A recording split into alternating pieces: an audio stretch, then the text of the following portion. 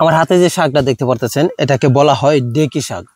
এই ডেকি শাকের যে শিকড় রয়েছে ওই শিকড় দিয়ে যাদের রাতের বেলা জ্বর আসে, রাত্রে জ্বর, কালা জ্বর, চূড়ায় জ্বর বলা হয় যেগুলিকে, এই জ্বরগুলি ভালো করতে পারবেন। আপনি কিভাবে ভালো করবেন আমি বলে দিই আপনাকে। আপনার শনিবার অথবা মঙ্গলবার, এই 2 দিন করতে হবে, শনিবার অথবা মঙ্গলবার। এই গাছের শিকড়টা তুলবেন, বিসমিল্লাহ বলে একদমই আপনার এই গাছটা তুলবেন। তুলে এটার যে শিকড়টা রয়েছে এই শিকড়টাকে কি করতে হবে, আপনার সুতা দিয়ে সুন্দর করে পেঁচিয়ে তারপর আপনার হাতের কবজিতে বেঁধে দিবেন, হাতের কবজিতে বেঁধে দিবেন।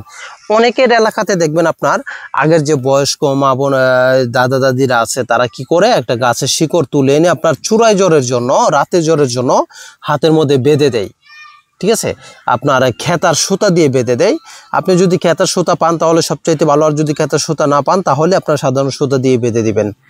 এই গাছটাকেই, মানে তারা কোন গাছটা দেয়, এই গাছের শিকড়কে আপনার এইভাবে হাতে বেঁধে দেওয়া হয় রাত্রে জ্বর, কালা জ্বর, চূড়ায় জ্বর ভালো করার জন্য।